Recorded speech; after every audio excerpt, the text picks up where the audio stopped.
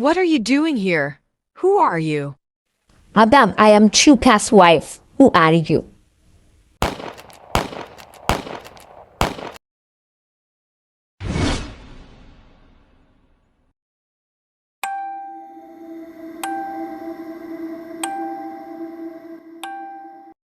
The plane touched down at JFK International Airport with heavy thud, and as the door opened to a cold breeze and a sound of a muffled announcement, Chuka Okoye stepped out onto American soil for the first time. He was 36, wide-eyed and full of dreams, clutching a cold leather suitcase that carried all he had. Shebi this na the land of opportunity, abi? Omo, you choke. He murmured under his breath, smiling faintly as he walked past immigration. Back in Nigeria, Chuka had a wife named Adora. They had been married for 5 years when the opportunity to travel abroad presented itself. After long discussion, Adora agreed Chuka would marry a Nigerian woman who was already a US citizen. It was a mutual understanding, a calculated step towards immigration and eventual family reunification. Chuka arrived in Newark, New Jersey and settled into a humble apartment. He found work at a warehouse and saved money diligently. Through a family connection, he met Angela, a naturalized Nigerian American citizen. She was kind, generous, and looking for companionship too. They got married 6 months later in a quiet court ceremony. Adora knew about it. It was part of the plan. Over the years, Chuka and Angela had 3 children together, 2 boys and a girl. Their home in New Jersey grew busier each passing year, filled with laughter, homework, and late-night prayers. Angela believed she had built a stable family life. Back in Nigeria, Adora also had 3 children with Chuka. Though separated by geography, Chuka made it a point to visit often, support them financially, and play his fatherly role. 10 years after arriving in the US, Chuka did something no one expected. He brought Adora and the 3 kids over on a visit. She settled in a different state, North Carolina, far from Angela in New Jersey.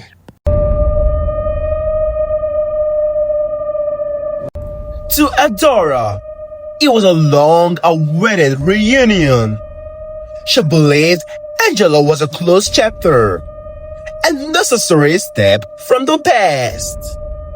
Chuka had thought that he and Angela had divorced years ago. Adora trusted him. In North Carolina, Chuka built another home, spending alternating weeks with both women under the guise of work-related travel. He kept 2 phones, 2 addresses, and 2 different lives. But secret, they say, have a way of catching her.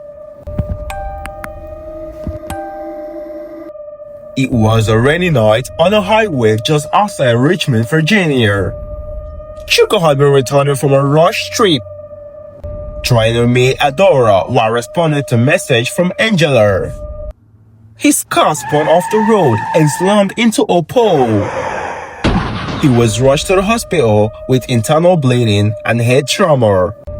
By the time the hospital staff contacted his next of kin, confusion arose.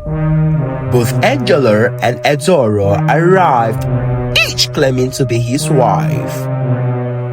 They stared at each other, confusion turning into suspicion. What are you doing here? Who are you? Madam, I am Chuka's wife. Who are you?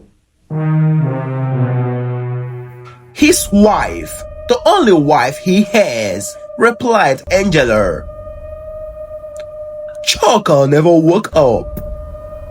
He succumbed to his injuries.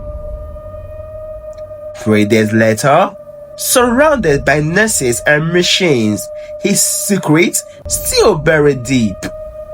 Choker died with his secrets. Yes, by this time, it was 20 years. Choker had been married to Angela and 25 years to Adora. The funeral was tense. Choker's body was returned to Nigeria, but the drama played out in America. Both women produced marriage certificates. Both had memories, messages, and photos. Angela was devastated. He told me I was his only wife. She said through fears, we built a life. Adora was furious. He told me he divorced her. We agreed. We waited 10 years for this. Yes, the truth unraveled slowly. Choker had never officially divorced Angela. Legally, Adora's marriage held no weight. But emotionally, morally, the situation was a wreck. One day, while searching through Choker's document at a house they shared, Angela stumbled upon a folded, hidden file beneath a drawer in their bedroom. Inside was a signed divorce document allegedly filled and completed years ago. At first, her heart froze. Then it cracked. She stared at the paper, her hands trembling. The signature beside her printed name didn't feel familiar. She took it to an attorney, then to an insurance agency. Eventually, she was referred to a signature verification expert. The analyst examined the document carefully. The signature is well replicated, the expert said. But this wasn't signed by you. It's forged. Angela's world crumbled again. The man she had loved and trusted had falsified her divorce. It was then she filed an official case, determined to expose everything. The legal battle began shortly after Choker's death. Angela filed for rights over his estates. Adora contested it, presenting her years of marriage and financial contribution. What came as a shock to both parties was the discovery of Choker's handwritten will. Everything was left to Adora, his Nigerian wife. The letter, dated only a year before his death, expressed deep gratitude, love, and remorse. He left properties, life savings, and even written blessings to Adora and her children. But because the will wasn't notarized or legally filed in the US, the court rejected it as invalid. Angela's marriage, being legally recognized and documented, gave her a rightful claim. Adora sat silently in the courtroom. Devastated, she had the man's last words. His heart, but not the law. The judge ruled in favor of Angela. Adora's grief slowly turned into rage. Weeks after the ruling, she withdrew from friends and family.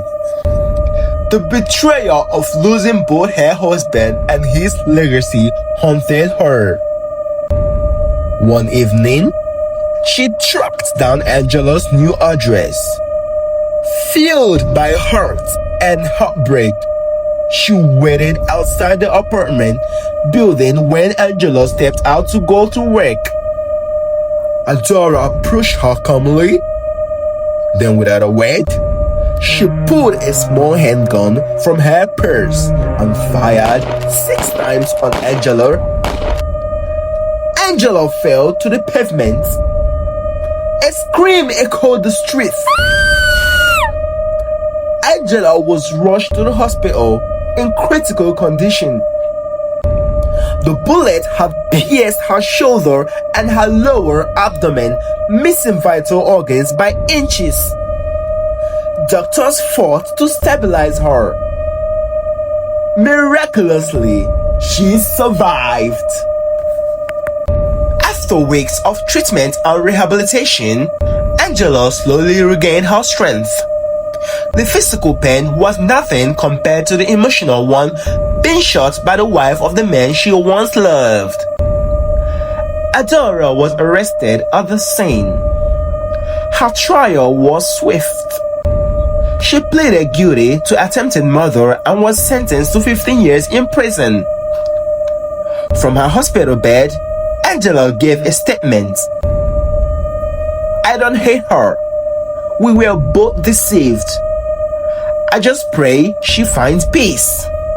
Adora served her time quietly, reflecting often on love, loss, and justice. She never stopped thinking about Choker or about the rage that cost her freedom. Angela eventually left New Jersey and moved to the West Coast, starting a small foundation to support women in emotionally abusive or deceptive relationships. Her scars were visible, but her spirit refused to be broken. As for Choker, his name still sparked whispers in churches, in immigrant circles, in the silence between two women who once loved him completely and paid the price for it.